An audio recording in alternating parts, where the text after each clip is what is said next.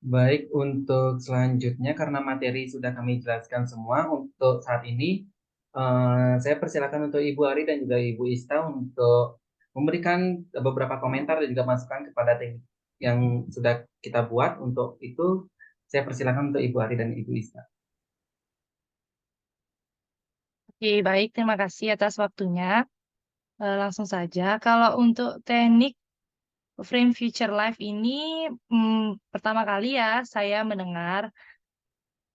Nah, tapi dari setelah yang saya baca tadi yang sudah dikirimin sama adik soal materinya itu, materi ini bagus dan sangat cocok nanti untuk diterapkan dalam proses konseling.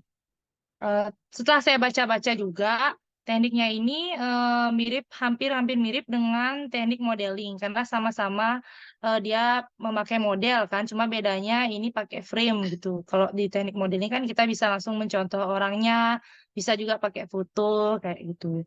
Dan di teknik ini bagus juga untuk berbagai masalah kasus yang biasa kita temui di sekolah juga cocok juga untuk seperti kasus bullying, kasus terlambat, bolos, dan lain sebagainya. Seperti itu. Untuk tekniknya dan materinya ini bagus, sudah gampang juga dipahami dan dipraktekkan di sekolah seperti itu. Nah, kemudian mungkin nanti eh, Ibu kasih pertanyaan sedikit ya, tapi bisa nanti dijawab di akhir aja. Kalau pertanyaan dari Ibu, kenapa adik-adik memilih materi ini, maksudnya memilih teknik ini untuk dipresentasikan seperti itu? Itu aja sih pertanyaan dari Ibu. Kalau dari Ibu Ista, Oke, kalau dari Ibu, mungkin setelah Ibu baca-baca juga materinya, ini mirip dengan teknik kursi kosong mungkin, tapi medianya aja yang berbeda ya. Dan setelah Ibu baca juga teorinya ini mungkin bisa diterapin di beberapa beberapa kasus dan kita juga sering menerapkan dalam eh, keseharian gitu sebagai guru BK. Jadi kasus yang mungkin bisa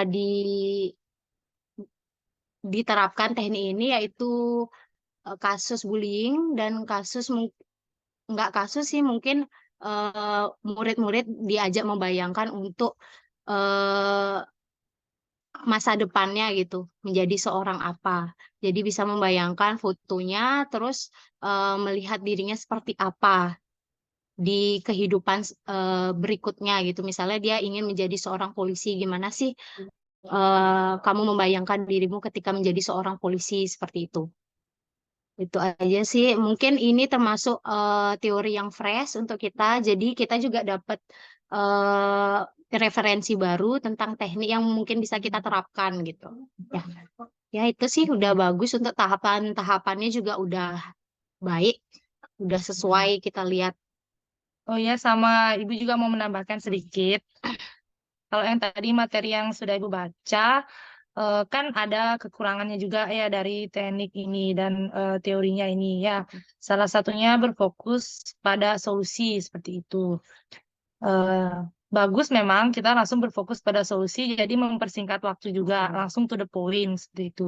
Tapi kenyataannya kan kalau di lapangan sebagai guru BK dalam menangani kasus itu, sebelum kita memberikan solusi, pasti kita selalu bertanya dulu masalahnya apa gitu. Jadi kita mencari akar latar belakangnya, terus akar dari permasalahannya itu seperti apa, sehingga kita bisa membantu siswa gitu atau konseli kita gitu. Jadi bagus memang teknik dan teori ini, tapi kalau terlalu berfokus pada solusi juga kita juga susah memberikan solusi tanpa mengetahui akar dari permasalahannya. Jadi dalam menangani kasus di sekolah kita juga harus tahu akar permasalahannya seperti apa sehingga kita bisa memberikan solusi kepada siswa sehingga juga siswa nanti bisa dia menerima dan bisa mengambil keputusan tentang apa yang mau dia ambil di langkah selanjutnya di dalam kehidupannya dia seperti itu.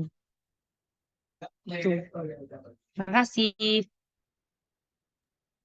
Baik, terima kasih atas masukan dan juga pendapat yang telah diberikan oleh Ibu Ari dan Ibu Ista. Untuk itu, di sini saya izin untuk menjawab dari pertanyaan Ibu Ari, yaitu mengapa kalian memilih teknik ini? Eh, kita memilih teknik ini karena kita terinspirasi dari beberapa teknik SFB. SFBC atau Solution Focused Based Counseling, yang dimana seperti yang Ibu Ista tadi katakan, ada teknik Miracle Book, terus ada teknik kursi kosong. Kita terinspirasi dari teknik-teknik SFBC yang lainnya, yang dimana emang pada intinya itu berfokus pada solusi. Dan juga kita memilih teknik ini karena menurut kita bingkai itu bisa menjadi wadah individu untuk membayangkan dirinya. Jadi bisa seperti kursi juga bisa menjadi wadah untuk membayangkan dirinya. Dan juga kita di sini menggunakan, kenapa kita menggunakan frame juga, karena kita menurut kita frame itu bisa menjadi wadah konseli untuk bisa membayangkan dirinya ada di dalam bingkai tersebut. Baik, itu jawaban dari saya. Apakah ada yang ingin disampaikan lagi dari Ibu Ari dan Ibu Ista? Oh, jadi ya supaya kita tahu aja sih kenapa kalian memilih teori ini, karena ini juga kita baru pertama kali juga mendengar, cuma memang setelah kita baca memang mirip-mirip itu sama teori dan teknik yang lainnya gitu. Kalau yang tadi kita sampaikan itu berdasarkan pengalaman kita aja sebagai guru BK. Kita juga baru menjadi guru BK dan masih sama-sama belajar gitu. Itu aja sih, kita sama-sama sharing. Jadi kalau ada salah kata, kita mohon maaf ya. Semoga apa yang kita sampaikan juga bisa bermanfaat untuk kalian.